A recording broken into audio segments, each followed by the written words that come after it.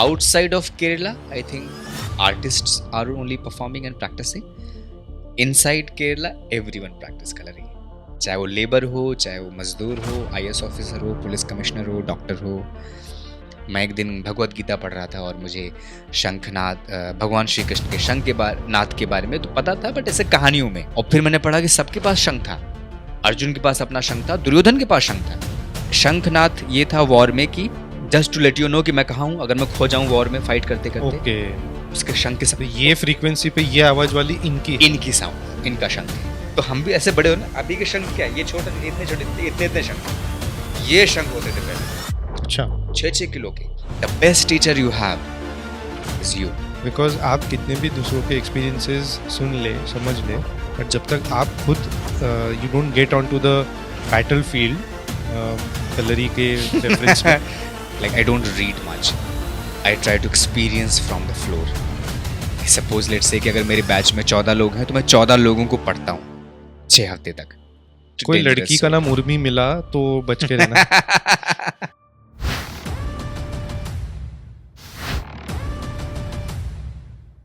नमस्ते अर्पित जी. नमस्ते. Welcome to Anvikshiki podcast. Arpit ji एक थिएटर आर्टिस्ट है, एक्टर है, और कल्लरी पयट्टू जो हमारी one of the oldest traditional martial arts है उसके ट्रेनर है. He runs a studio with the name Kalari warriors. तो उधर सिर्फ कल्लरी पयट्टू भी नहीं होता है, बहुत सारी चीज़ें होती है. सर, इसके अलावा आप अपने आप को कैसे और इंट्रोड्यूस करना चाहेंगे? एक्चुअली मैं एक चीज़ जो अपनी लाइफ में बहुत फॉलो करता हूँ इन सब के बावजूद, वो है जो मेरे पापा ने मुझे सिखाई है कि हिंदी में कहते हैं ईमानदारी, ऑनेस्टी. वो मेरे लिए सबसे ऊपर है. वो मेरे लिए मेरी प्रैक्टिस, मेरी एक्टिंग, तो मैं हर एक काम जो भी मैं करता हूँ, मैं एक्टिंग करूँ, मैं फायर डांस करूँ, कलरी की प्रैक्टिस करूँ या कलरी का शो करूँ, पॉडकास्ट करूँ, तो मेरे लिए ना ऑनेस्ट होना बहुत इम्पॉर्टेंट है. और मैं एक ही चीज़ में ऐसे ढूंढता रहता हूँ हर जगह कि इसमें ऑनेस्टी है क्या, इसमें ऑनेस्टी. और जिस चीज़ में मुझे ऑनेस्टी नहीं होती है या फिर मुझे ईमानदारी नहीं लगती है, वो मैं शायद नहीं करता हूँ. Okay, very abstract answer. But yeah, there is so much to learn from this because आप आज कुछ भी करें, अगर आपकी ईमानदारी नहीं है, वो सामने वाला वो एक एनर्जी पकड़ ही लेता है, चाहे वो अनइंटेंशनली पकड़ ले, और सामने वाले को समझ में आ जाता है कि ये बंदा सीरियस नहीं है and he is going to waste my time. And no one likes in this world, चाहे वो कितना भी अनसक्सेसफुल हो या सक्सेसफुल हो, कि उनका टाइम वेस्ट हो. Correct. No one likes to be fooled around. Correct. So now let's get on to हमारा जो मेन टॉपिक है, कल्लरी पयट्टू. तो कल्लरी पयट्टू का ओरिजिन्स पहले तो, एंड एक बार इसका बात समझने के बाद हम ये भी जानना चाहेंगे कि how did you get into this. So ये एक जो एक अलग टाइप की ट्रेडिशनल मार्शल आर्ट फॉर्म है, this is now getting recognised a lot. तो आप कैसे इसमें आए, एक बताइए. कहानी है. ऐसे तो बहुत सारे एविडेंट हैं और बहुत किताबें हैं कलरी पैड के ऊपर. बहुत राइटर्स ने बहुत कुछ लिखा है. इतिहास में बहुत सारी चीज़ें पढ़ी गई, लिखी गई. मनुस्मृति में है, ऋग्वेद में है लिखा हुआ है कलरी के बारे में. Kalaripayattu, kalari means a digged place, like a basement. Okay. तो 8 फीट 9 फीट नीचे की जो जगह है उसको कलरी बोलते हैं मलयालम में. और पैट मीन्स फाइटिंग, कॉम्बैक्ट. तो एक गड्ढे जैसी खुदी हुई जगह में फाइट करने को कलरी पैट बोलते हैं. और ये शुरू हुआ था अपने लॉर्ड शिवा से. तो भगवान शिव से कलरी शुरू हुई और उन्होंने सबसे पहले जिसको सिखाया वो ऋषि परशुराम को सिखाया. और परशुराम जी ने सीखने के बाद में इसको अपने डिसाइपल्स को, अपने स्टूडेंट्स को, अपने टाइम पे जो सारे उनके शिष्य रहे हैं. और ऐसा कहा जाता है परशुराम के बारे में कि उन्होंने एक अपने समय में सारे क्षत्रिय को या सारे सभी लोगों को मार दिया था. वो इतने ज़्यादा पावरफुल, बलवान या वेपन्स में इतने हाईली ट्रेंड थे. तो I think first time he started training everyone.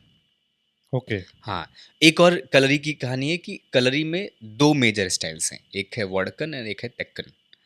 तो जो परशुराम कलरी करते थे, परशुराम जी जिन्होंने जो प्रैक्टिस की उसको वर्डकन नॉर्दर्न कलरी पैड बोलते हैं in northern. English, northern kalaripayattu. And एक दूसरा जो स्टाइल है उसको बोलते हैं सदर्न कलरी पैड। तो सदर्न कलरी पैड जो है वो अगस्त्य मुनि की है, क्योंकि ऐसे हम सब जानते ही हैं कि जो ऋषि थे परशुराम वो बहुत गुस्से वाले थे, very angry master. He was, I mean, इतने गुस्से वाले थे कि उन्होंने he killed his mother right. Because his father asked him to kill. वो पूरा एक अलग चैप्टर है। हाँ राइट। बट तो जितने लोगों को इंजरीज हो जाती थी कलरी की प्रैक्टिस में, फाइटिंग में, वॉरफेयर में, वो अगस्त्य मुनि के पास जाते थे और अगस्त्य मुनि उनको हीलिंग ट्रीटमेंट, या आज के टर्म्स में जो फिजियोथेरेपिस्ट कह लो या फिजियो मूवमेंट्स कह लो, तो वो उन्होंने ऐसे मूवमेंट्स को डिज़ाइन किया, ऐसी कोरियोग्राफी एक डिज़ाइन की, जो लोअर स्पाइन को हील करे, जो शोल्डर्स को हील करे, जो आपकी नीज़ को हील करे, हिप जॉइंट्स को हील करे। और ऐसे करके उन्होंने 30 सीक्वेंस बनाए, 30।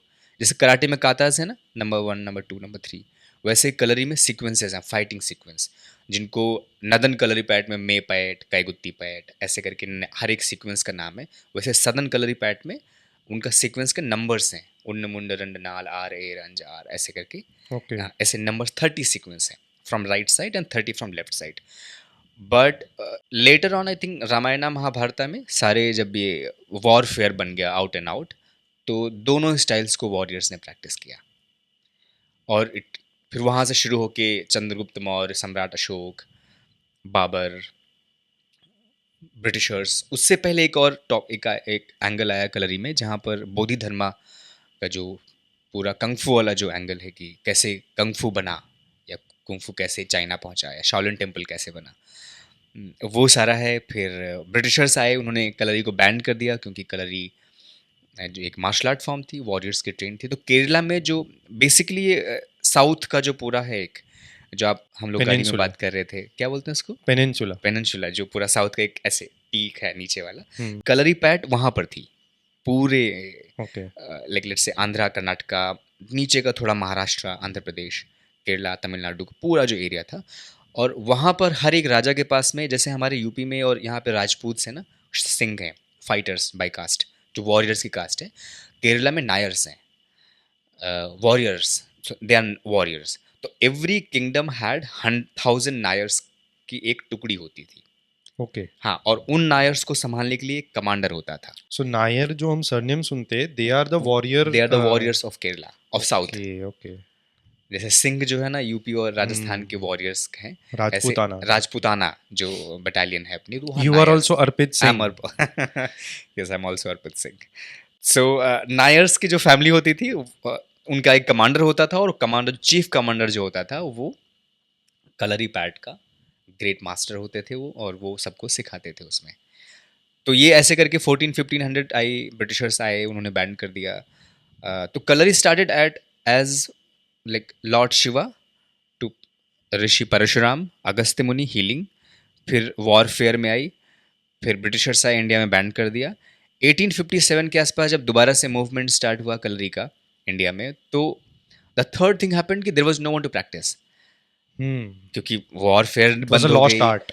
सब कुछ खत्म हो गया ना। और वॉर्स का जो वेपन्स थे उनका स्टाइल चेंज हो गया कि पहले अब किसी के पास सोर्ड शील्ड नहीं है, तलवार भाले से कोई लड़ता नहीं था, सबके पास गन्स, बारूद, गोला, ये सब आ गया। तो बहुत सारे जो डांसर्स हैं ना, दे स्टार्टेड प्रैक्टिसिंग कलरी। तो अभी 100-125 साल या 150 साल से mostly outside of Kerala, I think artists are only performing and practicing. Inside Kerala everyone practice kalari, everyone. Everyone, चाहे वो लेबर हो, चाहे वो मजदूर हो, आईएएस ऑफिसर हो, पुलिस कमिश्नर हो, डॉक्टर हो, लॉयर हो। तो सुबह आप सब लोग आते हैं, लंगोट पहनेंगे, ऑयल से मसाज करेंगे पिट के अंदर, फट फट फट फट फट कलरी की। वहाँ से निकले, अपना जो कमिश्नर है वो वर्दी पहन के अपने पुलिस स्टेशन गया, जो मजदूर है वर्दी अपनी कपड़े पहने और खेत में गया, सब एक जैसे। और सबसे खूबसूरत चीज़ मुझे लगती है इस बारे में कि जो पिट है ना, वो 18x30 का है, तो 18 फीट चौड़ा और 30 फुट लंबा का एक ट्रेडिशनल पिट है साइज वाइज। तो उस पिट में हर कोई इक्वल है। फिर वो कमिश्नर हो कि लेबरर हो। मोहनलाल, कमल हसन, अर्पित सिंह, तीनों एक साथ खड़े हैं और तीनों कलरी की किक्स कर रहे हैं, और तीनों मास्टर के लिए उनकी नज़र में तीनों इक्वल हैं। कोई कितना ही बड़ा सुपरस्टार हो और कोई कुछ ज़ीरो मजदूर हैं, आपको मतलब आप कुछ, आप बहुत गरीब हैं, लेकिन उस पिट के अंदर, क्योंकि वॉरफेयर में आपको देखना पड़ेगा ना कि वॉरफेयर में सब इक्वल थे। वॉर पे आप जाओगे जब ना, जैसे एक आर्मी की बटालियन जब फाइट करने जाती है तो वहाँ पर ये नहीं कहा जाता कि अच्छा आप अमीर हो, आप गरीब हो, आप एक जो पोजीशन पे है वो सेम लोग जाएंगे फाइट करने के लिए। तो वॉरफेयर में सेम इक्वालिटी थी, जो वॉरियर है वो वॉरियर है, उसकी हम्म। कास्ट ही वॉरियर है। उसको इकोनॉमिक्स से या रिचनेस से कोई कोई किसी की स्किन ब्राउन है या वाइट है, या कोई बहुत अमीर है, कोई बहुत छोटा घर है, बड़ा घर है, नहीं। जो वॉरियर है वो वॉरियर, उसकी कास्ट वॉरियर है, उसका एक आर्टिस्ट है। सब क्षत्रिय बन जाते सब हैं, क्षत्रिय हैं, सारे वॉरियर्स वॉरियर्स हैं फिर। चाहे वो शूद्र हो, ब्राह्मण कोई भी हो हो, या वैश्य हो। उस पिट के अंदर सब इक्वल है, कोई जात पात नहीं, एक वॉरियर वॉरियर है। And that's the most beautiful thing I think I loved about Kalari pit and practice और practising this traditional art form, that it's मतलब कुछ एक एक ही चीज़ है बस, you have to fight and win the fight, that's all. तो आपका अभी जो जर्नी, जिसमें आप कैसे इसके अंदर घुसे, और जैसे आपने थोड़ा बता दिया कि आपको ये चीज़ पसंद आई, but what was your initial attraction towards it? आप पहले कैसे आकर्षित हुए, और दूसरा कि आपके गुरु कौन थे जिन्होंने आपकी ये जो इंटरेस्ट को और होन किया और इसको आज ये लेवल पे ले गए कि आप दूसरों को सिखाते हो इतने सालों से? मैं डी से हूँ, दिल्ली यूनिवर्सिटी से। तो डी में थिएटर का कल्चर बहुत है। हम्म। तो वहाँ से मैंने कुछ थिएटर किया, परफॉर्मिंग आर्ट्स में था मैं, और कुछ शोज़ करते करते मुझे लगा कि मेरी बॉडी ट्रेन नहीं है एज एन एक्टर, और मैं खुद को सिखाने के लिए बॉडी एंड वॉइस में मैं कैलकाटा चला गया। वहाँ पर मैं अपने पहले मास्टर से मिला, अबनी विश्वास, जिनका थिएटर हाउस है शांति निकेतन में। Amazing master. उनके पास मैंने कलरी सीखी, और उन्होंने फिर मुझे उनके मास्टर के पास भेजा केरला में। उनका नाम है पी थंकापनासन, जिनका स्कूल है मारुति मारमा कलरी चिकित्सा संगम, त्रिवेंद्रम पूजापुरा में। उनके पास मैं गया, और वहाँ पर फिर मैं 4 साल 5 साल करीब मैंने केरला और कलकत्ता में के आसपास मैंने 4-5 साल में ऐसे टाइम मैंने स्पेंड किया। ओके। हाँ। एंड आप अब ये कितना टाइम हो गया आपको अभी ये प्रैक्टिस करते हुए, राइट फ्रॉम द बिगिनिंग? मुझे हो गए 14 साल, 13-14 साल हो गए। 14 साल। और अब 14। आप कब से master, as a master level के बाद अब अभी आप जो सिखा रहे हैं दूसरों को, एक ये कहते हैं ना कि जो आपको आपको मास्टर आपके स्टूडेंट्स बुलाते हैं या बनाते हैं, आप ओके। खुद को मास्टर नहीं कहते हो कभी। राइट। ओके। तो मुझे नहीं लगता कि मैं मास्टर हूँ personally, but I am glad, and I am honestly I am not praising my self, I am glad that कुछ लोग हैं स्टूडेंट्स, बिकॉज कुछ ऐसे चेंजेस होता है ना कि अगर आप जैसे आप मंदिर गए हम्म। और आपने पूजा की और आपको लगा कि अरे यार, आप लेट्स से कि आप इस्कॉन टेम्पल गए, या आप शिव के मंदिर गए, आप वैष्णो देवी गए, आप तो जिस मंदिर जाके आपका भला हो जाए, आपको लगता है अरे माता, मतलब कि अच्छा वैष्णो देवी जो माता है वो आपके मन्नत लिए होगी, हैं, हाँ। या फिर शिव भगवान आपके लिए हैं, या फिर हनुमान जी आपके लिए हैं। तो वैसे ही कलरी में शायद जो लोग स्टूडेंट्स आते हैं और उनको कलरी की प्रैक्टिस में जो चेंजेस आते हैं उनकी बॉडी और माइंड में, और क्योंकि आपको ये भी देखना पड़ेगा कि शहर में बहुत एनजाइटी है, बहुत सैडनेस है, बहुत माइंड बहुत एक्टिव है, हर किसी के ड्रीम्स बहुत ज़्यादा हैं। ऐसा नहीं कि आपको एक चीज़ चाहिए लाइफ में, आपको 10 चीज़ें चाहिए लाइफ में। राइट। तो अनसेटिस्फैक्शन बहुत है, and that's where I think I talk about mind in my classes. Some of the students got that kind of benefit कि they say, oh you are my master, you are Guruji, but I think आपने कब ये सोचा कि मैं सिखा सकता हूँ? वो भी तो एक इन्फ्लेक्शन पॉइंट होता है ना लाइफ में। मेरे गुरु ने मुझसे कहा कि तुम सिखा सकते हो, तो मैंने मान लिया कि मैं सिखा तो वो सकता हूँ, लीप ऑफ फेथ ले लिया आपने। बस। और वो अभी मुझे फ़ोन कर देंगे ना पॉडकास्ट में, और मुझे फ़ोन करेंगे कि अर्पित मुझे तुमसे मिलना है, तो मैं अभी यहाँ से शायद मैं एयरपोर्ट चला जाऊँगा, और ओके। मैं सीधा उनके पास जाऊँगा। मेरे पास कोई भी काम, I just follow what he says. अच्छा। हाँ, मतलब जो उन्होंने मुझे बोल दिया मैं उसको एकदम मान लेता हूँ। कुछ भी बोलते हैं मुझे, वो बुला लें, कुछ बोले ये नहीं करना है तो मैं नहीं करता हूँ, बोलें ये करना है तो ठीक है करता हूँ। उन्होंने कहा कि अर्पित ये मत करो, ऐसा करो, तो अच्छा ठीक है वैसा करूँगा। ब्रिलियंट, बिकॉज ऐसे गुरु मिलना भी जिस पे आप ब्लाइंडली ट्रस्ट कर सके, करेक्ट। दैट इज बहुत ऑल्सो मुश्किल है, बिग। और उससे फ़ायदा भी है कि आपका ना एक कोई है जो बताता है कि नहीं तुम ये करो और तुम ये मत करो। वो एक भगवान भी तो यही करते हैं ना, मंदिर आप जाते हो तो आपको बोलते हैं ना कि आपके अंदर ही तो जताते हैं ना वो कि नहीं, एक राइट और लेफ्ट है ना आपका, डेविल और पॉजिटिव, दो साइड्स है ना। राइट। तो आप कभी भी जो अच्छी साइड, जो आपका पॉजिटिव साइड है, आप उसको देख नहीं पाते हो क्योंकि डेविल आपका बहुत टॉप पे है। बट वो है, पॉजिटिव साइड भी आपका है, बट आप उसको देख नहीं पा रहे हो। इतना डेविल ऊपर है कि पॉजिटिव वाला नीचे, गट पे बोलते हैं ना, गट की जो फीलिंग है, मन, मन जो दिल जो बोलते हैं, राइट आपका राइट दिल, ये राइट। हार्ट नहीं है। वो तो साइंस ऐसा है, डॉक्टर्स ऐसा हाँ, बोलते हैं कि वो ये तो दिल है, सिर्फ पंप है। पंप है जो ब्लड को प्योरीफाई कर रहा है। आपको जो मन है, जो दिल है, जो हार्ट है ना, वो बेली बटन के नीचे जो कोर है ना, ये मन, जो सेंटर बोलते हैं जिसको बॉडी का, वो आपका मन है। जो वहां से आवाज आए, वो अगर आपने सुन ली, और उसको सुनने के लिए ना इसको चुप करना पड़ेगा, ये डेविल है। ओके। तो ये चुप है अगर, या। तो ही सुन पाओगे उसको, और ये चुप नहीं हो तो उसको नहीं सुन पाओगे। और इसको अगर आप नहीं सुन पा रहे हो तो फिर आप डिस्ट्रैक्टेड हो। हम्म।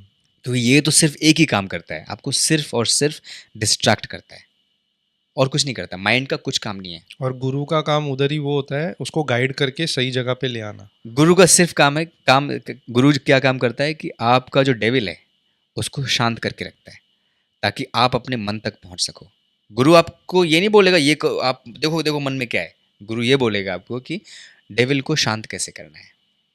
एक बार डेविल शांत हो गया तो आपको, and he also says that the best teacher you have is you, not me. That's so wow, true. This beautiful thought. Because आप कितने भी दूसरों के एक्सपीरियंसेस सुन ले, समझ ले, बट जब तक आप खुद you don't get on to the battlefield, kalari के रेफरेंस में, और फिर आप जब अपने हाथ डर्टी नहीं करते हो, तब तक आपको उसकी कीमत और जो बारीकियाँ है वो तो आपको तभी समझ में आएगी जब आप खुद करते हो। जब खुद करोगे। और वही टीचर है एक तरीके से। ये बहुत ही ज़्यादा कॉमनली कह जाती है। आई थिंक आपने ये टच भी की स्टार्टिंग में when you were talking about Kalari. Kalari कहा जाता है कि बौद्ध धर्म जो कल्लरी मास्टर थे, वो फिर जब चाइना गए, फिर शाओलिन टेम्पल का उन्होंने स्थापित किया था।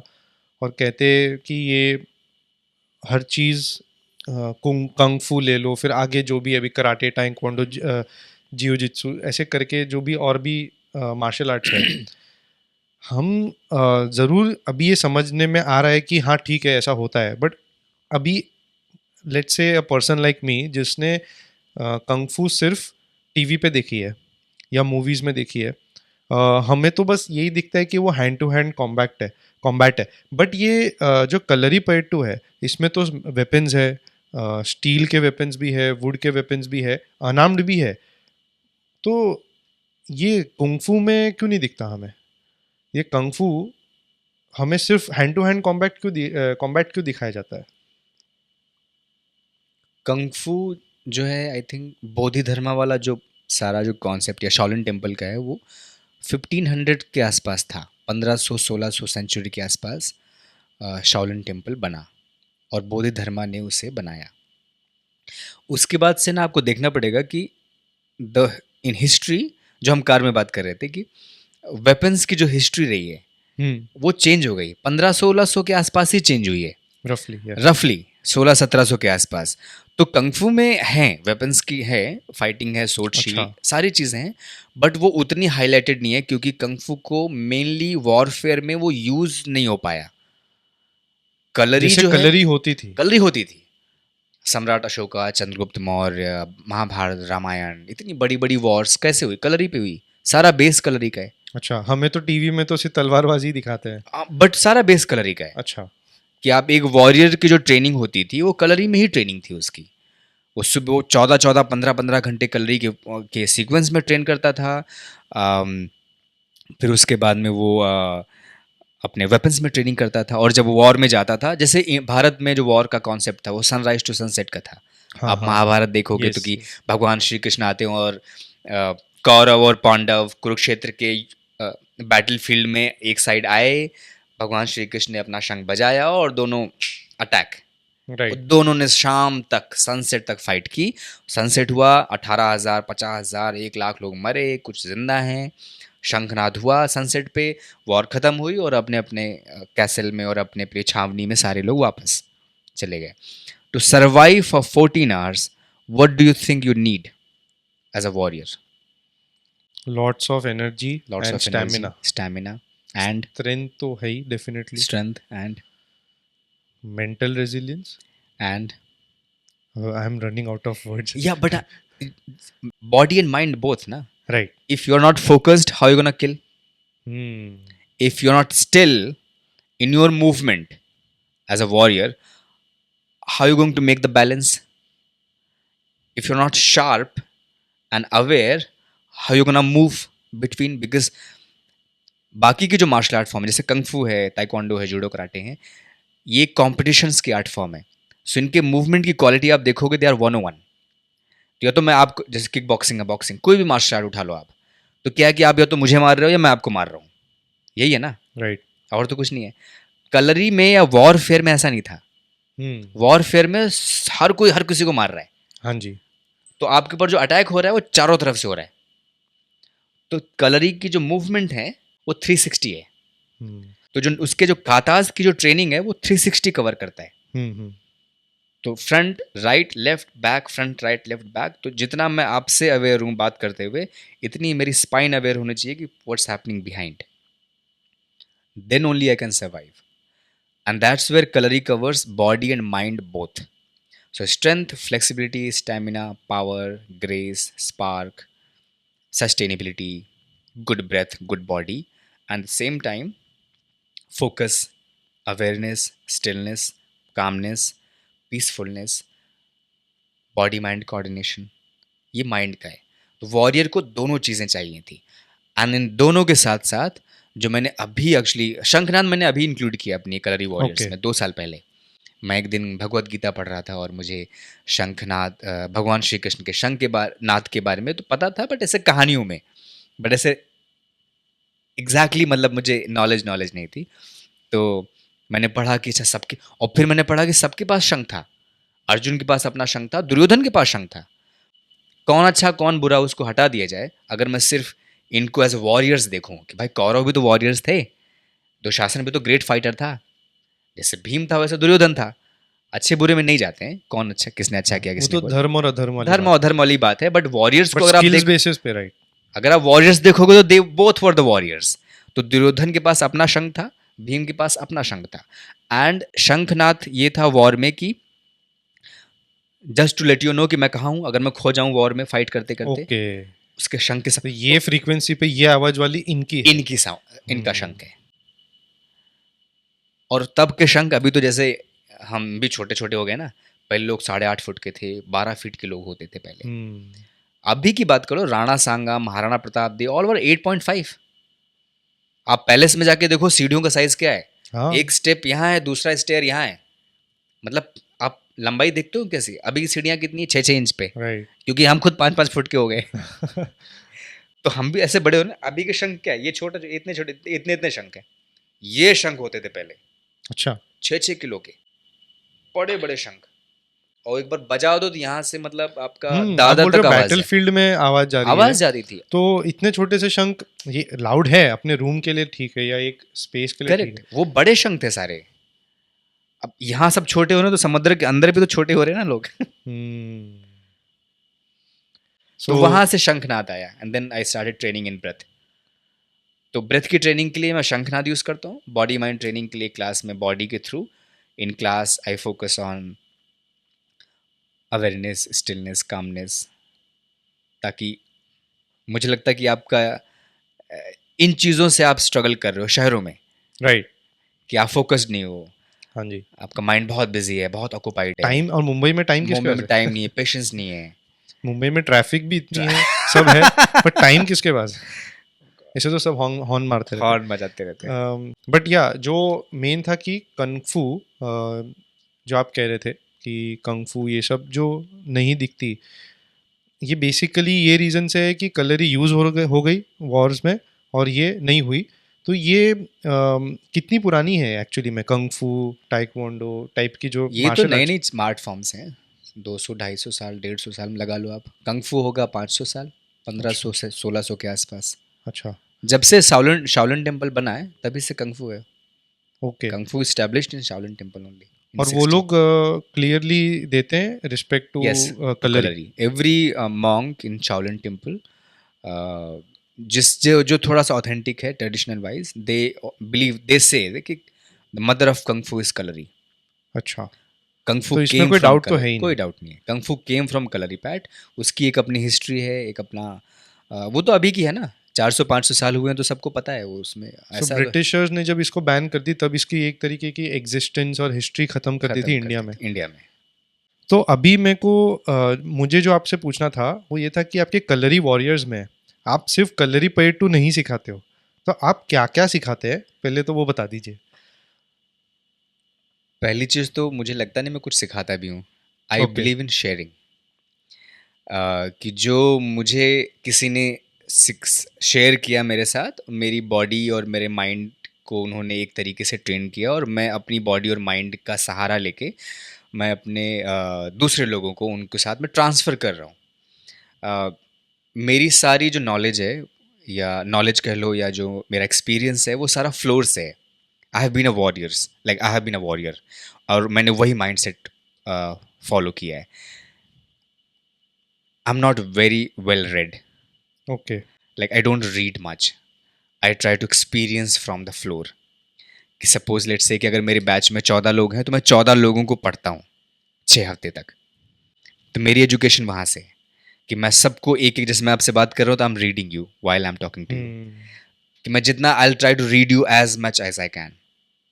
तो तो मैं क्या करता हूँ, I choose human, reading humans and animals and living beings instead reading book. और मेरा इंटरेस्ट भी इसमें है कि समटाइम्स, कैसे बताऊँ, बिना आपके कुछ बोले और बताए I can read you, I can उसको read your body. Instincts and instinct है, इंट्यूशन बोलते हैं। इंट्यूशंस है। There is this book called Blink, I think Malcolm Gladwell की है, आई हाँ, think so, I might be wrong. मैं वो पढ़ रहा था, आई एम मिडवे थ्रू। तो उसमें वो कहते हैं कि your subconscious processes anything that your normal conscious mind processes at 30 times the speed. I think arbitrary number है, but that I think that's what he wants to say. बोलते within 2 seconds you come to know that there is about a person or something. You won't be able to pinpoint it कि ये क्या है। आप उसको एकदम नहीं बोल सकते कि क्या देख रहा हूँ मैं इसमें गलत, बट आपको समझ में आ जाएगा कि ये बंदा अच्छा है हाँ। या ये गलत है, या फिर आप बोलोगे थोड़ा सा मिक्स है, मिस्ट्री है बंदे के बारे में। तो ये जो है ना, उसी को हम यहाँ पे एनर्जी कहते हैं। राइट, वाइब्स बोलते हैं आजकल। वाइब्स, आजकल की जनरेशन वाइब्स वाइब्स बोलती है। बोलती है, पहले हम एनर्जी बोलते थे। आज पेरेंट्स बोलते नहीं वाइब्स क्या होती है। आजकल जैसे अरेंज मैरिज में चलता है ना, नहीं मेरी वाइब मैच नहीं हो रही। तो पेरेंट्स को नहीं समझ में आता है कि ये वाइब्स क्या होता है। करेक्ट। So yes. या सो कलरी वॉरियर्स में we train in kalaripayattu, sword fighting, fire dance workshops, we have acting workshops, physical theater dance workshops, we have shanknath workshops. You have shanks today with I us. have shank so there. तो ये जो this is my logo, hello guys. ये जो circle है, life circle है Japanese word में। So ये circle of life है, ये जापानीज सिंबल है इसका। और ये जो कलरी वॉरियर्स है, बीच में सोर्ड है, और सोर्ड के ऊपर आप देखोगे तो एक बुद्धा है का जो हैंडल है, ये बुद्धा का पोस्चर है।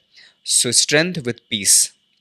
जो के और डब्ल्यू है ये मैस्कुलिन वर्ड्स हैं, इफ़ यू सी कि ये थोड़े से स्ट्रेट लाइंस हैं इसमें, और बाकी के जो वर्ड्स हैं ये सारे कर्व्ड हैं।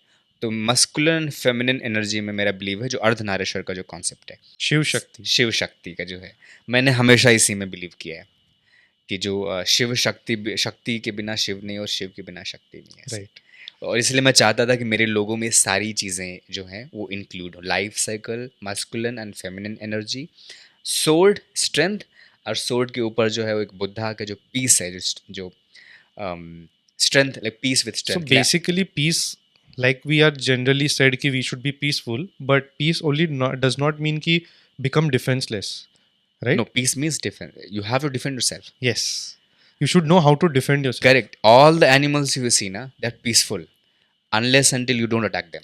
वो एक बहुत फेमस सेइंग है कि you should know how to kill but you should not kill. You should not kill.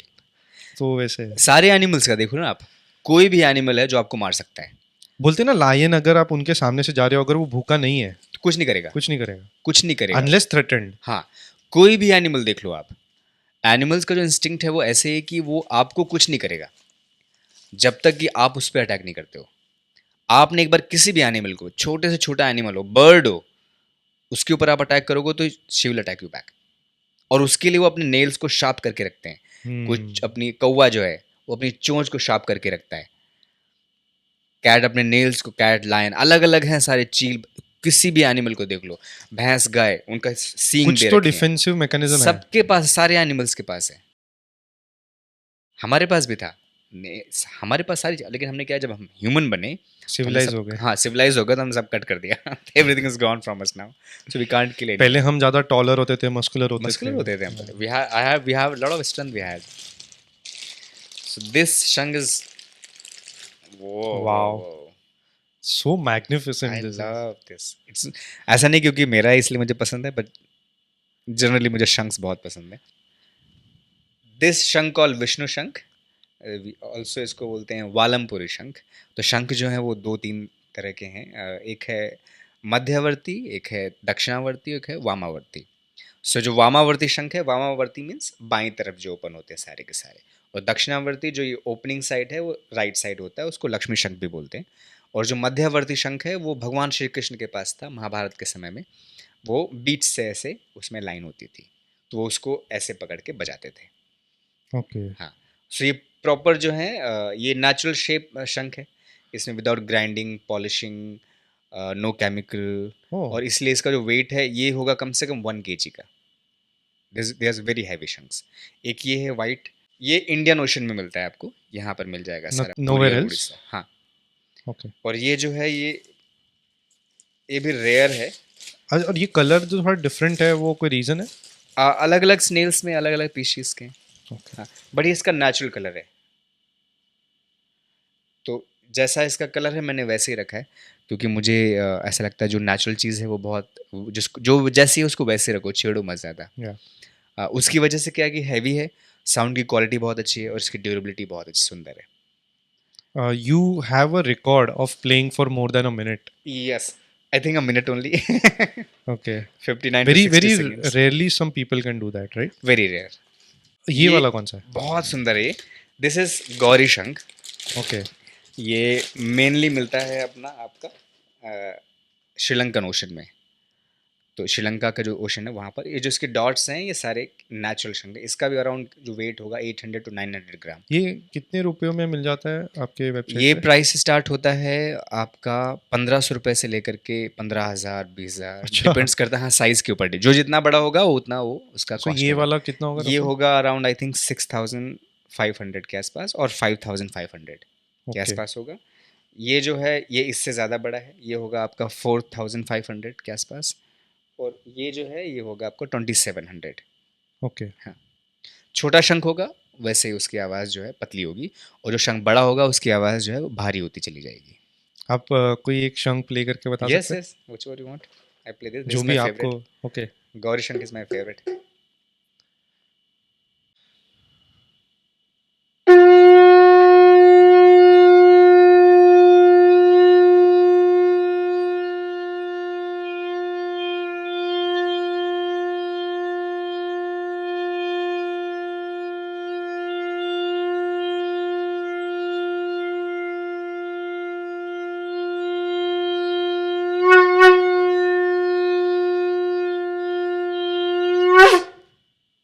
Wow, suddenly पूरा जो रूम का वाइब है वो रूम का जो चेंज हो वाइब है जाएगा। वो चेंज हो जाता है। उसका ना एक रीज़न है, उसका साइंटिफिक रीज़न है।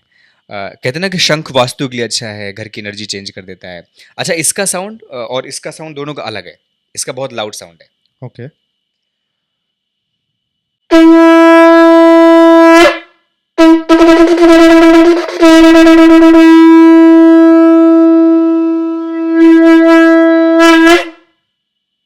You can see it in the graphs है ना, आल्सो। और इसका जो साउंड है एकदम अलग है। तीनों शंख जो अलग है, एक है जिसका मुंह चिपटा है, इसका मुंह चिपका हुआ है, टेल लंबी है, ओके।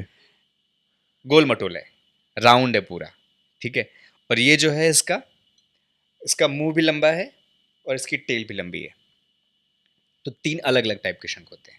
मेजर ब्लोइंग शंख जो है वो यही है तीनों। ओके।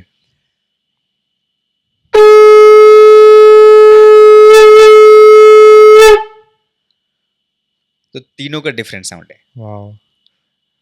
ये फर्स्ट हैंड सुनने में अलग ही एक डिवाइन एक्सपीरियंस जैसा है ये। बहुत खूबसूरत चीज़ है शंख एक्चुअली।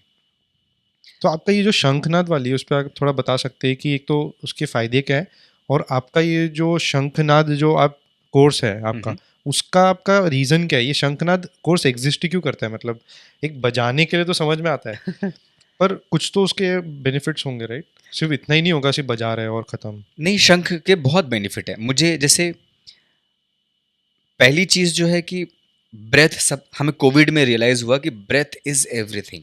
हाँ जी। क्योंकि वो अंदर आ रही है जा रही है तो हमें ना हम उस पे तवज्जो नहीं देते उतना, हम उसको कंसिडर नहीं करते कि अच्छा उसको भी ट्रेनिंग की ज़रूरत है, अच्छा उसको भी हेल्दी रहने की ज़रूरत है।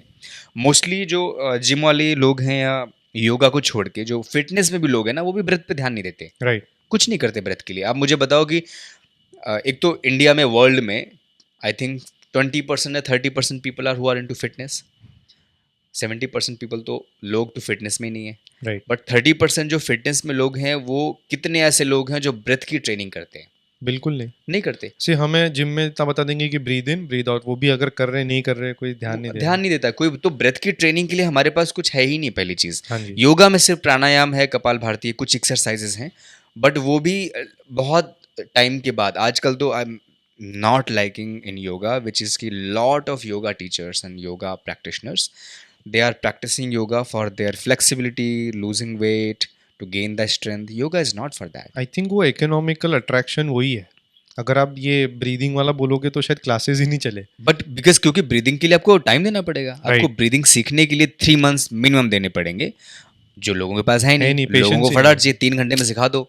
आजकल तो योगा में how can you teach, like yoga teachers training program 45 days। अब 45 days में योगा सीख के आप कैसे सिखा सकते हो? आपको सर्टिफिकेट भी मिल जाता है। ये चीज़ मुझे कभी हज़म, मतलब कभी, मतलब ऐसा हुआ ही नहीं, डाइजेस्ट ही नहीं हुई मुझे कभी ये सारी ये चीज़ें कि आप छोटे टीचर्स ट्रेनिंग प्रोग्राम 2 महीने के, 1 महीने के, 1.5 महीने के, आप 1.5 महीने में कोई चीज़ सीख के। एक क्लासिकल में थॉट है कि किसी भी चीज़ को अगर आपने 10,000 घंटे प्रैक्टिस नहीं की, राइट। तो आपका कोई हक नहीं है कि आप उसको सिखाएं। अच्छा। आपका हक बिल्कुल नहीं है। और मैं बिल्कुल दावे के साथ बोल रहा हूँ कि please, all the teachers who are out, teaching is a good thing. पहली चीज़, पैसे को, टीचिंग को, दोनों को अलग रखो, क्योंकि आप किसी की लाइफ के साथ खेल रहे हो। आप एज ए टीचर जो बोलोगे, हो सकता है कि सामने वाला आपको पूरी लाइफ वो फॉलो करने लग जाए, राइट? सो आप कमर्शियल्स को जितना कोशिश कर सको, very difficult. I am not saying कि आप 100 रुपये चार्ज करो या 1 लाख चार्ज करो, आप 1 लाख चार्ज करो, आप 1 करोड़ रुपए चार्ज करो अपनी टीचिंग की फीस। वो कमर्शियल नहीं है। कमर्शियल वो है कि आप 1 करोड़ रुपए के लिए टीचिंग कर रहे हो, आप सिखा ही इसलिए रहे हो क्योंकि आपको पैसे चाहिए। थॉट कमर्शियल नहीं होना चाहिए। आप लो ना 10 lakhs लो, एक योगा क्लास के 10 lakhs लो, आप अंबानी को सिखाओ, वो देगा 10 lakhs आपको। That's not commercial. The commercial thought shouldn't be commercial, that you just open many branches, 45 दिन का कोर्स किया, फिर सिखाने लग द गए। Thing that drives you should be the passion of the art, not passion of the the art, commercial. And you should be practised enough to teach और to share. That's so true. नहीं तो मत करो फिर आप। क्योंकि अगर हमारे स्कूल्स भी देखोगे, एक तो पहली बात एजुकेशन सिस्टम से सबको ही कंप्लेन रहती है आजकल, पर उधर की टीचर्स भी ऐसे ही आ जाती है क्वालिफाई होके, 1 साल 2 साल के अंदर आ जाती है, वो डिग्री मिल जाती है, और उधर उन्होंने क्या सीखा कैसे सीखा, सीधे पास होके आ गए। गॉड। हमारे जो डॉक्टर्स भी हैं आजकल, दे ऑल्सो, मतलब है कुछ ऐसे फ्रेंड्स, तो अगर वो भी जोक करते हैं ऐसे, तो वो बोलते हैं कि if you see a doctor preparing for an exam and कैसे वो करते हैं, you might not go to them, हाँ, बिकॉज वो लोग बेरली सिर्फ पास होने के लिए पास हो रहे हैं, मतलब पढ़ रहे हैं। आपको पता है कि जो इंडियन एजुकेशन जो है, इसीलिए एवरी पॉडकास्ट में जो ऑनेस्ट लोग हैं जो आते हैं, या फिर इंस्टाग्राम पे या यूट्यूब पे जो लोग बाहर आके बात करते हैं, आप किसी भी इंजीनियर से, डॉक्टर से, लॉयर से, आर्टिस्ट से बात करो, जो प्रॉपर एजुकेशन, या फिल्म मेकर से, डायरेक्टर से, एक्टर से, कि जिसने 3 साल एक्टिंग का कोर्स किया, 5 साल का MBBS किया, 5 साल IIT किया, वो आके यही बोलता है कि मेरी एजुकेशन से मैंने कुछ सीखा ही नहीं। Hmm. Every one says this, and then they say कि मैंने अपने फील्ड में जाके सीखा सब कुछ। एक आर्किटेक्ट सीखता है, बोलता है, मेरी क्लास में एक आर्किटेक्ट है, now is 45 when he was into college, US से आर्किटेक्ट, मतलब यहाँ इंडिया में किसी अच्छे कॉलेज से उसने आर्किटेक्ट किया, and then he came out of the architect university 5 years के बाद में, और जब वो फील्ड में गया तो उसको, क्योंकि वहाँ उसको सेंटीमीटर में सिखाया गया, ओके। फील्ड में सब फुट्टा चल रहा है, 1 फुट 2 फीट 1 इंच 2 इंच, अब वो इंटू में लगा पड़ा है, फंसा हुआ है। तो एजुकेशन इतनी प्रॉपर है कि आपके जो फील्ड वर्क है, जो आप काम करते हो, उससे बहुत डिस्कनेक्टेड है आपकी एजुकेशन। आप मुझे बताओ कि कॉलेज में मतलब जो आपको सिखाया गया वो फील्ड में यूज होता है? आपको फील्ड में शुरू से सीखना पड़ेगा, and that's where everyone says कि after college I start unlearning. पहले मैं उसको भूलता हूँ, फिर मैं सीखना पड़ता है मुझे कुछ। राइट। Everyone says this. ये बहुत सच बात कही है, बहुत क्लूलेस रहते हैं लोग। एंड इवन जो सीनियर पोजीशंस पे हैं आजकल कॉरपोरेट्स के और वो सब, उनकी भी कंप्लेंट यही रहती है कि जो बच्चे आ रहे हैं कुछ नहीं आता। आउटसाइड, तो इतना डिस्कनेक्टेड है वो जो हमारी रिक्वायरमेंट्स है कि हमें तो अलग से पूरा एक ओरिएंटेशन का एक अलग सेशन ही होता है 6 छः महीनों छः में। महीने का सिखाना पड़ता है उनको बेसिक्स की, फील्ड में काम कैसे करना है। वो किताबी नॉलेज कुछ काम नहीं आती फील्ड में। राइट। आपको जब तक फील्ड में नहीं जाओगे तब तक आपको कुछ समझ नहीं आएगा। वो चीज़ कॉलेज में सिखाते नहीं आपको, क्योंकि वो चीज़ उनको पता ही नहीं है। तो उन्होंने क्या किया, टीचर्स कैसे हैं कि किताबें पढ़ी और किताबें पढ़ के ही किताबों को सिखाने लग गए, हाँ जी, बिना फील्ड में आए। Exactly. It should be change कि टीचर सिर्फ उसी को होना चाहिए जो जिसके पास प्रैक्टिकल एक्सपीरियंस है। जैसे कि मैं कभी कभी जाता हूँ डेमोन्स्ट्रेशन के लिए, कलरी क्लास की, एक्टिंग स्कूल्स में, डांस स्कूल्स में, और वहाँ पर जब मैं किसी से बात करता हूँ तो they start explaining kalari to me. अच्छा। हाँ, they have no because they've read Wikipedia, they have read one or two, let's say, books. So they think that they have better knowledge, and they do have better knowledge. The kind of words they come across, मतलब जिस तरीके से वो कलरी को explain करते हैं और बात करते हैं कलरी के बारे में, मुझे लगता है अरे यार ये तो मुझे पता ही नहीं है। अच्छा। और सच में मुझे लगता है कि सच ये मुझे क्यों नहीं पता। मैं 14 साल से एवरी मॉर्निंग, सात्विक, यू वोंट बिलीव, 14 साल हो गए मुझे कलरी करते हुए। Every morning. हर सुबह, every morning, has been 14 years, every morning I'm in my colory dress at without fail. without, मतलब 14 साल से ना मैं बीमार हुआ हूँ, ओके। ना मुझे बुखार आया है, कुछ भी मुझे हुआ हो, आई एम इन माई चाहे आप हॉलीडे पे हो। हॉलीडे हूँ मैं कहीं पर, मैं हॉलीडे तो जाता ही नहीं, बेस आई मीन आई एम अच्छा, not, I don't enjoy holidays, I मतलब थिंक ऐसा एक हैवंट ब्रेक बीन भी नहीं होता है कुछ। कि फॉर मी पता नहीं, this is your, this is my way this is of holiday. Holiday, कि आज सैटरडे है तो आज भी मैंने सुबह उठ के कलरी की। कहीं अगर अपने स्टूडियो में नहीं करता हूँ तो मैं पार्क में कर लेता हूँ थोड़ा बहुत, बाहर कर लेता हूँ थोड़ा बहुत, तो कुछ ना कुछ मैं, but every day have to be in practice, ऐसे हो जाता है कभी कभी। और शुरुआत में तो ऐसा था कि 5 घंटे 8 8 घंटे कलरी, बाप 5 क्लासेस 6 क्लासेस, एक क्लास 1.5 घंटे की होती है, और 5 क्लास कितनी हो गई आपकी, 8 hours, 9 hours of kalari in 1 day. तो है, मतलब वो अलग है। तो टीचर्स के ऊपर, हाँ, मतलब आप, जैसे अनुराग कश्यप जो फिल्म मेकर हैं, ही सेज कि मैं किसी भी ऐसे इंसान की बात नहीं सुनता हूँ जिसने एक भी फिल्म ना बनाई हो। पहले जाओ एक फिल्म बना के आओ, फिर मुझे सजेशन दो, फिर मैं सुनूंगा तुम्हारी बात। तो जाओ पहले एक कलरी 1 साल 2 साल करो, या कोई भी मार्शल आर्ट 1 साल 2 साल प्रैक्टिस करो, फिर आके मुझे ज्ञान दो। ये किताबें पढ़ के मैं भी बोल सकता हूँ बहुत सारी चीज़ें। हाँ जी। लेकिन जो कलरी, जो खून पसीना जो बहेगा ना आपका, तो वो अलग है, वो उसका एक्सपीरियंस अलग है। ओके। तो वही आप शंखनाद के जो कोर्स में आप एक्चुअली क्या क्या कराते हैं और उसके बेनिफिट्स क्या है? शंखनाद के हेल्थ बेनिफिट्स हैं, वास्तु के बेनिफिट्स हैं, एनर्जी बेनिफिट्स हैं, साइंटिफिक बेनिफिट्स हैं उसके, गॉड से रिलेटेड तो है ही, गॉडेस से रिलेटेड है ही शंख, क्योंकि ऐसे सनातन धर्म में, हिंदू धर्म में सदियों से शंख यूज़ करते चले आ रहे हैं हम लोग। पहली बार समुद्र मंथन में शंख निकला था। अच्छा। हाँ, वहाँ से जो विष निकला था ना, वो उसको समुद्र से जो विष निकला वो शंख से ही निकला, शंख में ही था विष, तो जिसको भगवान शिव ने ग्रहण किया, तो वहाँ से शंख है। शंख की अपनी एक हिस्ट्री है। उसकी हेल्थ बेनिफिट्स हैं कि ब्लड का प्योरीफिकेशन अच्छा होता है, हार्ट रेट अच्छा होता है, आपके बीपी, ब्लड शुगर, इन चीज़ों में आपकी जो लंग्स की कैपेसिटी है, ब्रीदिंग कैपेसिटी, उसको इंक्रीज करता है, पम्प अप करता है, रिब केज को काफ़ी सॉलिड करके रखता है। तो ब्रेथ का फ्लो, बेसिकली ब्रेथ का फ्लो बहुत अच्छा हो जाता है आपका, और एक बार ब्रेथ का फ्लो बॉडी में अच्छा है तो आपकी बॉडी जो है हेल्दी है। और बॉडी हेल्दी हो जाएगी तो माइंड हेल्दी हो जाता है, माइंड हेल्दी है तो फिर पूरा शरीर आपका हेल्दी है। Mind is the master. Mind is the master.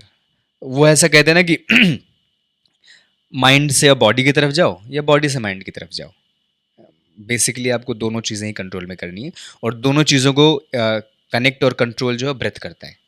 तो अगर आपने ब्रेथ पे मास्टरी कर ली और ब्रेथ पे होल्ड है आपका अगर, तो दोनों सॉर्टेड है आपके। इवन मेडिटेशन का basic is concentrating on breathing. Yes, वही, breath is the key. Breath is the key. Breath is the key. और आपके ये हो गया एक शंखनाद का चीज़। आप जो हम लोग बहुत कॉमनली जो अखाड़े में देखते थे मुकद्दर। कुश्ती लड़ने, तो वो तो अब भी मुझे पता चला रिसेंटली कि उसको मुकद्दर कहते हैं। हाँ। पर हम तो उसको गदा टाइप या वो जो एक अलग टाइप की चीज़ होती है, बट आपके यहाँ पे गदा भी है, मुकद्दर भी मुदगर, है, समतुला। बहुत सारी चीज़ें हैं। हाँ, तो वो इंडियन रेसलिंग, वो आई थिंक मेरे ग्रैंडफादर वाज अ रेसलर, कुश्ती के पहलवान थे, तो उन्होंने मुझे बचपन में सारी चीज़ें सिखाई, तो मैं अपनी प्रैक्टिस के लिए, और फिर अभी मैं अपने वेबसाइट पे इनको रखता भी हूँ, अवेलेबल है सेल के लिए, क्योंकि मैं तो उनको एक डायमेंशन के, क्या होता है अमेजोन पे जो चीज़ें बिक रही हैं ना, आई am not against anything, but वो क्या लोग कमर्शलाइज करके उसको फटाफट फटाफट मशीन पे चढ़ा के बेच रहे हैं, उससे ना कि आपका शोल्डर और मसल्स, मुगदर गदा जो है जो आप घुमाते हो, जैसे जिम का जो वेट है, 5 किलो का जो डंबल है, दोनों प्लेट्स का सेम वेट होना हाँ, बहुत इंपॉर्टेंट है। अगर वो माइनर 50 ग्राम भी लेफ्ट वाला भारी है और राइट वाली प्लेट से, तो आपका शोल्डर डिसलोकेट हो सकता है या माइनर इंजरी हो सकती है उसमें। तो जो मुकद्दर का जो साइज़ है वो 30 इंच होना चाहिए, उसका हैंडल एक पतला हो, एक साइज से हो, वेट जो उसका हो प्रॉपर डिस्ट्रीब्यूटेड हो, उसको लकड़े को सुखा के बनाना चाहिए आपको, ताकि गीली लकड़ी से बना दोगे तो फिर वो 6 महीने के बाद में सूख जिक के पतली हो जाएगी, तो कहीं से पतली हो गई, कहीं से मोटी हो गई, ऐसे होता है। तो मैं उस लकड़ी को पहले सीजनिंग करवाता हूँ 9 मंथ्स, तो उसको खुले में डाल दिया, तो उसमें बारिश में गीली होती है, धूप में सूखती है, ठंडी में सिकुड़ती है। फिर उसके बाद में जब नया सीज़न आता है विंटर इसका समर का, उसमें सूखने के बाद फिर उसको मशीन पे चढ़ाता हूँ, ताकि जो मुकद्दर है जैसा आप मुझसे लेके जाएं वो वैसा ही रहे आपके पास, वो ख़राब ना हो। ओके। और ये आप उसकी ट्रेनिंग भी देते हैं? उसकी ट्रेनिंग भी देता हूँ मैं। ओके।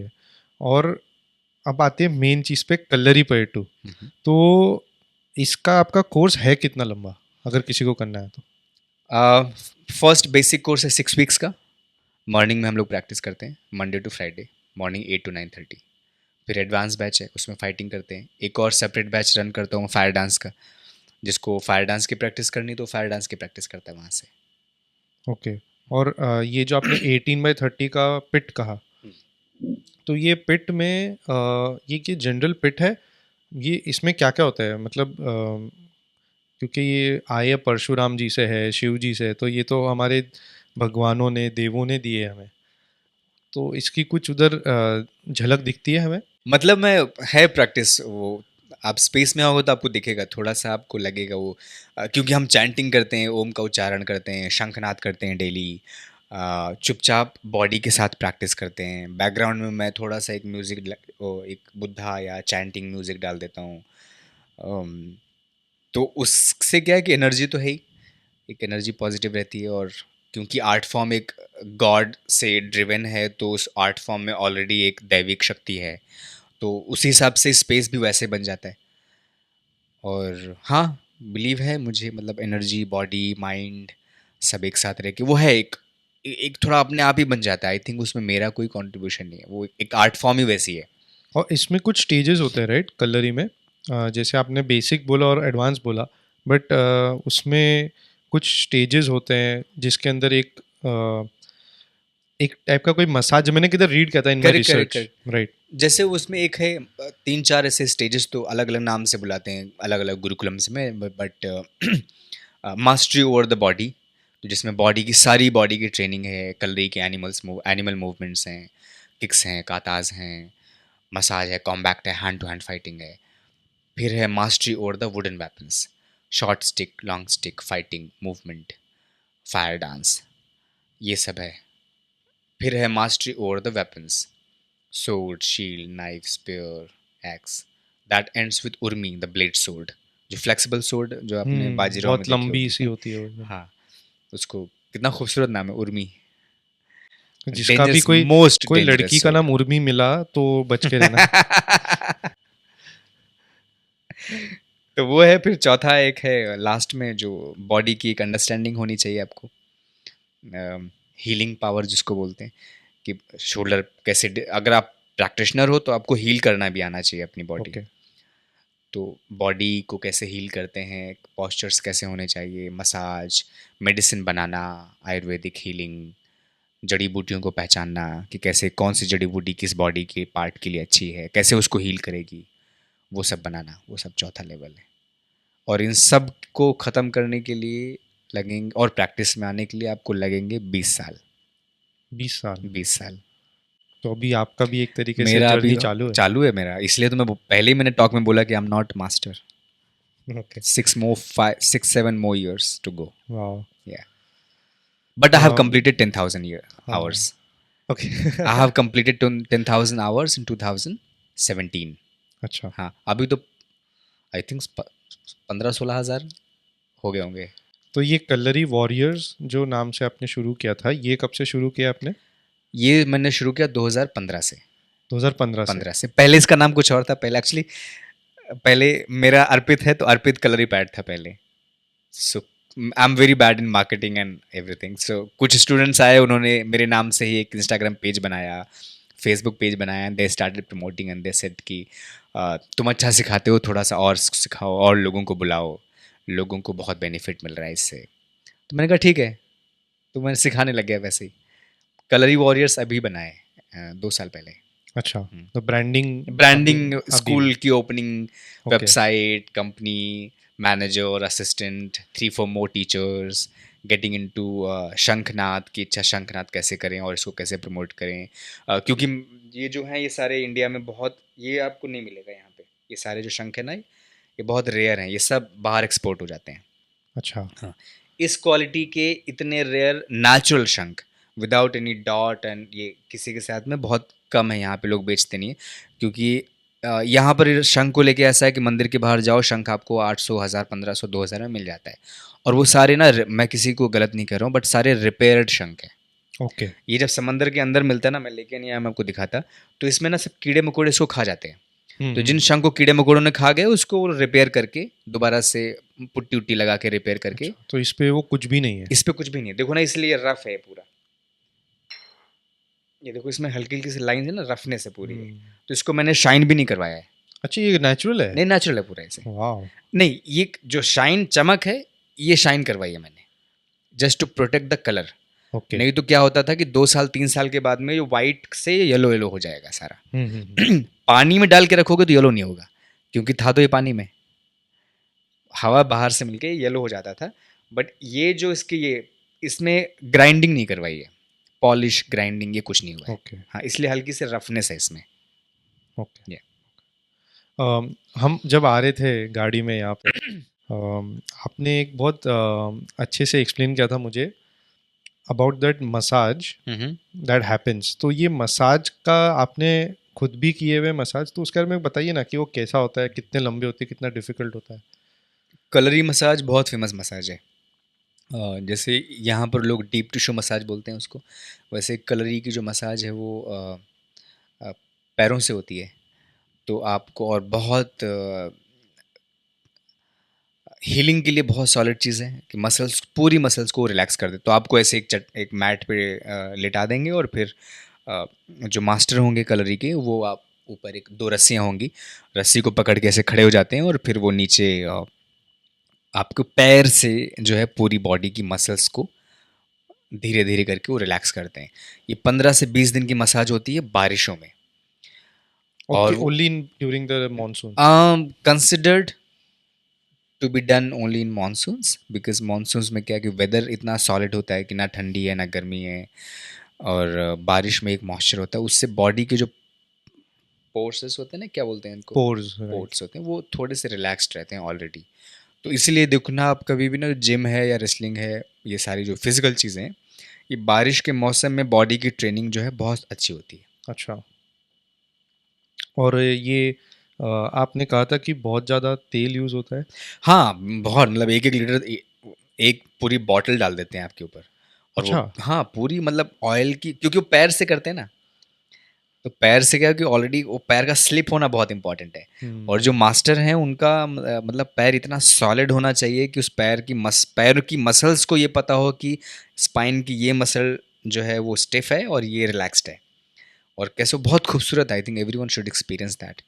लेकिन लकीली वो सिर्फ केरला में होती है, यहाँ नहीं, कोई करता नहीं बॉम्बे में। और वो कितनी लंबी जाती है ये मसाज? 1 घंटा, 1.5 घंटा, 2 घंटा। 2 घंटे तक वो आपके ऊपर ऊपर ही, पैर से करे हाँ। तो वो मैस्योर की भी बहुत अलग लेवल की ट्रेनिंग होती होगी। बहुत ज़्यादा, अरे वो तो कमाल है। बट ये बेसिकली स्टार्ट हुई थी कलरी में। तो कलरी की प्रैक्टिस में जब बारिश का एक मौसम आएगा अगस्त के आसपास, जुलाई अगस्त के आसपास केरला में, तो सारी कलरी के जो प्रैक्टिशनर्स हैं उनको ये मसाज मिलती है अपने मास्टर के थ्रू। ओके और वो होती है 15 से 20 दिन की। तो ओके 15 दिन आपको कलरी नहीं करनी है। ओके। हाँ, कलरी बंद। आपको सिर्फ डेली मसाज करेंगे आपकी मास्टर्स। और 15 दिन मसाज होने के बाद में बॉडी एकदम ऐसे, कैसे बताऊँ, ऐसे मक्खन। उसके बाद जब आप कलरी पीठ में पहुंचोगे तो जब आप ऐसे करोगे पैर आपका एकदम यहाँ जाएगा बिना एफर्ट के। अच्छा। पैर यहाँ जाएगा, cut, kicks, split, jumps high हो जाएंगे, आपकी बॉडी फ्री होगी ना। इसलिए तो दबा दबा के दबा इतनी सॉलिड मसाज करते हैं कि बॉडी के सारे जॉइंट्स को तो ओपन वो अप कर भी देते हैं। शोर होता होगा स्टार्टिंग में जब कोई करेगा? अरे आपकी आंखें बाहर निकल आए। अरे बाप रे। सोचो अगर आपका वजन 50-55 किलो है और मास्टर अगर आपके 65-70 kg के हैं, जो कि होते ही हैं, और 80 के 65-70 तो हल्के हो गए। हल्के हो गए, मतलब 85-90 लगा लो आप। और मैं राइट। तो वैसे ही, मेरी छोटी बॉडी और थिन बॉडी है मेरी, तो मैं हमेशा से, now I am 60 kg, I think when I was in practice I was 55-54। तो 53-54 किलो की बॉडी पे 85 किलो के का बाप रे। के टीचर मास्टर जो ऐसे वो रगड़ रहे 1 घंटे तक, फाट फाट फाट फाट चल रहा है, तो ऐसा लगता था कि मर जाओगे आप। हाँ मतलब मरी। बाप बट रे। उसके बाद जो कलरी का जो आपका लेवल है वो अलग हो जाता who said it is easy? है। It's not. वो उसकी रिजल्ट अगर इतने ब्रिलियंट है तो जैसे लोहा भी बनता है तो पूरे तप से पिघलता है सब। It's so, the analogy, the metaphors are so, कितना आराम से देखने मिलता है लाइफ में हर जगह। कोई भी चीज़ है वो, मैं ऑफ टॉपिक जा रहा हूँ बट ये हम जो ये कहते हैं ओवरनाइट सक्सेस कहते हैं, कितने बार मालूम पड़ता है कि 10-12 साल की अनरिलेंटिंग, बिना हार माने हुई वाली मेहनत होती है जिसमें वो 10-12 साल से शायद उतनी सक्सेस नहीं आई होती है। बट वो जो ओवरनाइट सक्सेस बोलते हैं कि अरे ये तो हिट हो गया है तो रातों रात अमीर हो गया, कुछ नहीं हो, कुछ रातों नहीं रात है, कुछ नहीं रातों होता। रात कुछ नहीं होता। 2009 से मैं, I have been a performing artist and I have been a 24 hours performing artist from 2009, it's 2023, 14 years of morning, evening, day and night. Like I have gone through a lot. Like I miss my family, my mom, dad. I left Delhi. I had few breakups in my life. It's difficult to be an artist. It's difficult to follow what you do because उसका ना, कहते हैं ना, वो हिंदी में कहावत है कि ऐसे कुछ पाने के लिए कुछ खोना पड़ता है। इट्स बीन लाइक 10-11 साल हो गए मैं अपने पेरेंट्स के साथ नहीं रह रहा हूँ। And I do miss my mom. I mean I feel like I just going there, but ऐसा लगता है कि अगर ये प्रैक्टिस नहीं करूँगा, अगर आर्ट में नहीं रहूँगा, अगर, मतलब मुझे ना शायद इसी में अच्छा लगता है, सुबह शाम दिन रात प्रैक्टिस में रहना, आर्ट के ऊपर काम करना, acting, performance, body, mind, healing, शंखनाद, working on breath, working on body, keep performing, keep training people, keep working them with them. So इसी को करते करते ही मुझे ना मेरी लाइफ ही यही बन गई है। बट इसका जो दूसरा साइड है कि जो पर्सनल लाइफ है वो छूट गई। वो डिसिप्लिन में रहना इतना डिफिकल्ट है। डिफिकल्ट है। एंड जो आप कह रहे हो ना कि यस, इट्स नॉट ओवरनाइट। 14 साल हो गए मुझे। 14 साल बहुत होते हैं। मैंने अपनी पूरी जवानी खो दी। Like age of 19 to I am 33 now. 18-19 में जब लोग मतलब क्लब्स में जा रहे होते थे तब मैं कलरी की स्टिक्स उठा के रात रात प्रैक्टिस करता था। Like whole night I have practised. I had so many injuries in my body. जैसे आपने स्टार्टिंग में कहा ईमानदारी, हाँ, I have to be honest to my craft. I have to be. नहीं तो नहीं आएगी क्राफ्ट। मैं कैसे सीख पाऊंगा? अगर मैं अपनी काम के प्रति मैं ऑनेस्ट ही नहीं हूं तो मैं सीखूंगा क्या? झूठापन। और झूठा सीख के क्या सिखाऊंगा? वो सिर्फ झूठ बनावटी बन के फिर सोशल मीडिया पे डाल के भूल जाओ। आह, उसके लिए मैं नहीं, at least I am not here for social media, I am not here for 30 seconds reel. Hmm. I am here to change. पता नहीं, मतलब चेंज एज इन क्या, मुझे ऐसा लगता है कि अगर मैं एक लाइफ भी इफेक्ट या इम्पैक्ट डाल सकूं किसी की लाइफ में, और आप जाके मेरे क्लासेस के जो रिव्यूज़ आप पढ़ोगे या उसके बेनिफिट्स आप देखोगे, या जो भी स्टूडेंट्स आप, I am so glad and मैं बहुत ईमानदारी से बोल रहा हूँ कि 99% जो मेरी क्लासेस का जो फीडबैक है बहुत पॉजिटिव है। And not because of me, because I think the way we function as kalari warriors, and yes I am praising my self, and yes I am, मैं अपनी तारीफ कर रहा हूँ कंपनी की, बट हम लोग बहुत अच्छा काम कर रहे हैं। एंड आई रियली विश, और ऐसे में कई और भी, रुपेश टिल्लू एक और क्लाउनिंग के टीचर हैं, सौरभ सचदेवा हैं, ऐसे कुछ टीचर्स हैं मेरे आसपास, बहुत ईमानदारी से अपना काम कर रहे हैं। मेरे मास्टर हैं। टीचर्स को ऐसे ही होना चाहिए, ईमानदारी से लग के काम करना चाहिए, because you are going to change. आप किसी की लाइफ चेंज करने वाले हो। आप ईमानदार नहीं हो तो आप क्या सिखाओगे? आप खुद झूठे हो तो क्या सिखाओगे? झूठापन ही तो सिखाओगे ना आप। किसी को झूठापन आपने सिखा के आगे क्या जाएगा? वो क्या बनेगा? वो आगे कुछ बढ़ेगा नहीं, बनेगा नहीं तो देश क्या चेंज होगा? वो परिवार को कैसे चेंज करेगा? वो अपनी सराउंडिंग कैसे चेंज करेगा? वो तो टीचर का वो रोल है। Very big important role. Yes. So let's, I think हम लोग अभी अप्रोच कर रहे हैं हमारे फाइनल पार्ट में। So last question. आप एक एक्टर भी है। तो उसके बारे में अगर आपको कुछ कहना चाहिए, क्योंकि as you said you're an artist, आप हमेशा कंसिस्टेंटली अपने आप को वॉरियर की जगह आर्टिस्ट कह रहे हैं। तो आप एक एक्टर है और आपने शायद एक अमेजोन सीरीज है yes, the family family man, man. उस पे आपका कोई रोल था। यस, तो प्लीज़ उसके बारे में कुछ। I have been performing artist from my, I think 2009 से ही। तो I have like street performances, theater performances. I performed at many auditoriums in India. 2017-18 तक मैंने बहुत सारे शोज़ किए मैंने। तो थिएटर में मैंने काम किया, फिर वेब सीरीज़, फिल्मों में हुआ। And I think because I am performing artist and I am an actor and I, तो मेरी ट्रेनिंग जो है फिजिकल थिएटर में है, जर्जी कुटॉस्कीज फिजिकल थिएटर, ओके। इन शांति निकेतन कैलकाटा, अबनी विश्वास। तो उस फिजिकल थिएटर की वजह से जो मेरी अंडरस्टैंडिंग है बॉडी और माइंड को लेके, वो मैं कलरी में डालता हूँ। ओके। तो अगर मैं एक्टर नहीं होता तो मेरी कलरी जो है वो अलग होती, या मेरी कलरी, जैसे आप केरला जाओगे ना, आई शुडंट से दिस, बट अगर आप बाकी कलरी मास्टर्स या टीचर्स जो हैं, they always they teach you fight fight fight, attack fight attack fight attack fight. मेरा वो नहीं है। ओके। हाँ, मैं सोचता हूँ कि बॉडी के थ्रू मैं माइंड को कैसे काम करूँ, और ये सब, और मेरा जो ये टीचिंग का स्टाइल है ये मेरी परफॉर्मिंग आर्ट से आता है, because I am an actor, because I want to be focus in my craft, because on stage I need to be aware with my body. तो ये सारे एंगल्स जो हैं वो वहाँ से आ रहे हैं, और इसीलिए क्लास में लोगों को जो बेनिफिट है ना कि इसलिए आप मेरे वीडियोज़ या मेरे टॉक देखोगे ना मेरी कलरी के पेज पे, तो आपको अलग मिलेगा। एक मार्शल आर्टिस्ट जो कलरी के बाकी मास्टर्स हैं वो ऐसे बात नहीं करते। अच्छा। हाँ, कलरी को लेके दे ऑलवेज टॉक अबाउट कि अच्छा ये फाइटिंग की आर्ट फॉर्म है, लड़ो मारो लड़ो मारो।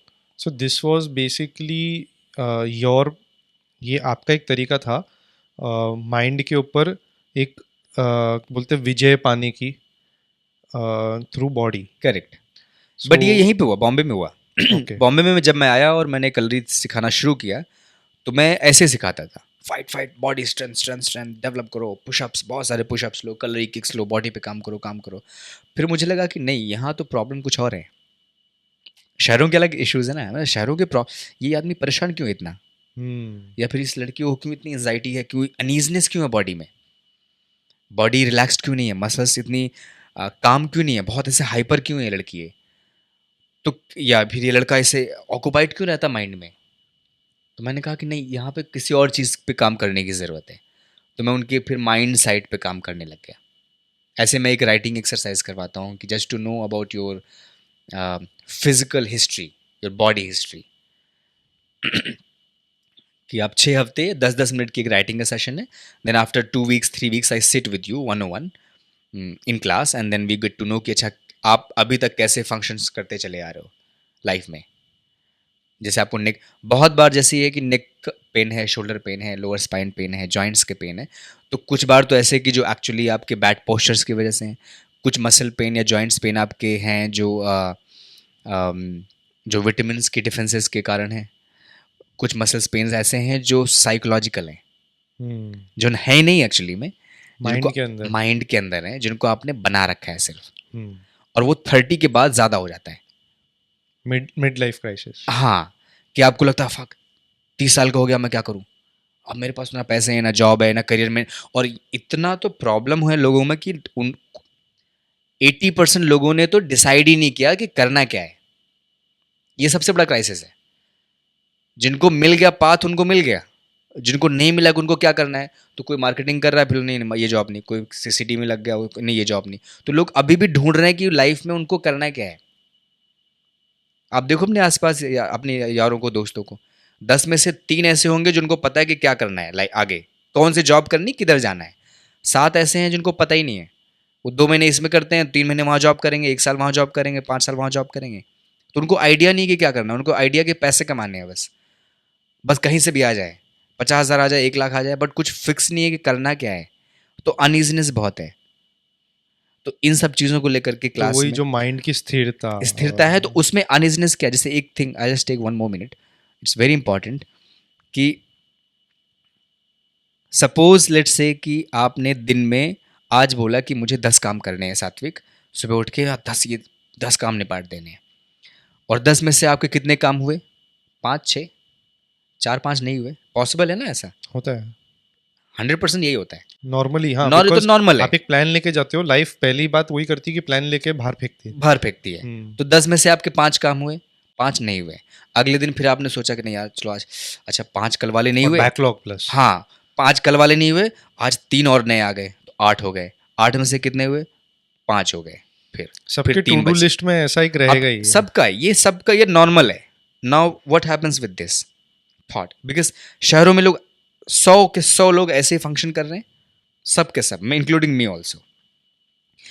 जो टास्क नहीं हो रहा है वो कहाँ जा रहा है, वो कहीं ना कहीं एक back of the mind guilt है या फ्रस्ट्रेशन है। फ्रस्ट्रेशन है, स्टोर हो रहा है।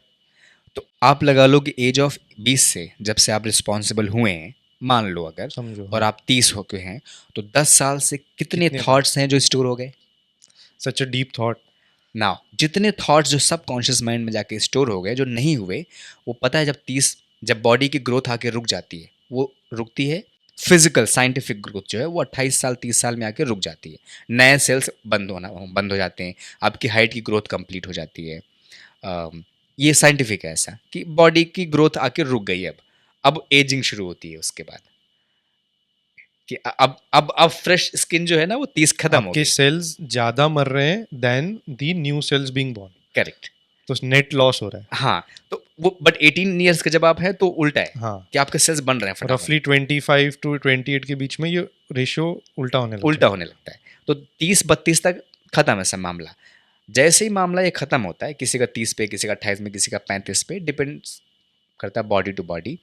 जैसे ये हुआ, जितने वो अनसेटिस्फाइड थॉट्स हैं वो जाकर के आपके जॉइंट्स में स्टोर हो जाते हैं, है। Okay. And that's where the psychophysical या साइकोलॉजिकल पेन स्टार्ट्स। और आपकी इनसिक्योरिटीज प्लस ये pain, body and mental pain. Mental pain लेकर इकट्ठा, and that's why every 99% human beings in India at least, जिनको मैं जानता हूँ, एवरी वन वेक, बिकॉज सबसे बड़ा बॉडी में जॉइंट कहाँ है, लोअर स्पाइन। 100 के 100 लोग ऐसे हैं जो कमर में हाथ लगा के उठते हैं सुबह,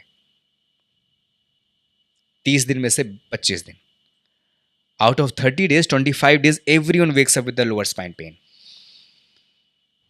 आप चेक करके देखो, किसी से भी पूछ लो, and if yes please comment yes, okay, जब जब वीडियो अपलोड होगा, अगर आप ऐसे कमर में हाथ लगा के उठते हो ना, तो यस लिखना उसमें नीचे। 100 में से 95 लोग ऐसे करते हैं। किसी से पूछ लो आप खुद करते हो, मैं खुद कमर ऐसे उठता हूँ, फिर लगा अरे यार यहाँ पेन है वहाँ पेन है, ये सारा पेन कहाँ से आ रहा है? ट्रू। और इसी के लिए फिर वो काम करते हैं फिर हम लोग, कैसे थॉट एक बार रिलीज हो गया तो पेन भी चला जाएगा।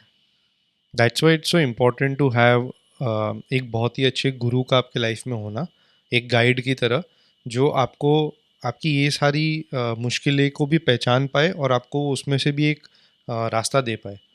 हम्म। So thank you so much कि आप ये अपने स्टूडेंट्स को दे पा रहे हैं। No thank you, I am really happy कि मैं ये दे पा रहा हूँ। इसी चीज़ की मुझे बहुत खुशी है कि मेरे बैच में 1.5 महीने के बाद में 14 बच्चे लेता हूँ मैं। 14 में से जितने लोग प्रैक्टिस का पूरी कंप्लीट कर पाते हैं, उन सब की लाइफ में ये जो चेंज आता है ना, they become happy, they start enjoying there days. Body free हो गई ना।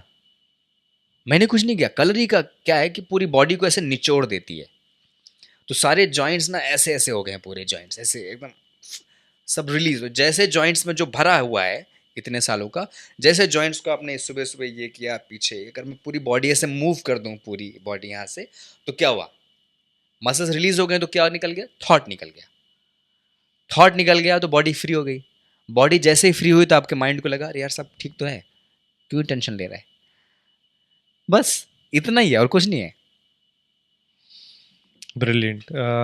विद दैट आई नो आपके भी आगे कमिटमेंट्स हैं, and that's why thank you so much for this.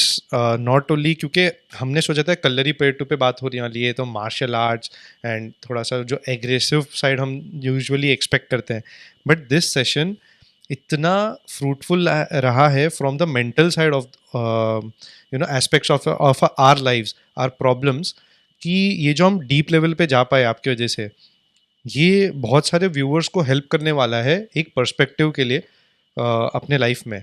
And hopefully Kalari poetry ही क्यों ना प्रैक्टिस करना शुरू कर यस लें। Yes. So with that thank you so much Arpit ji, प्रणाम आपको। Thank you so much, thank you सात्विक।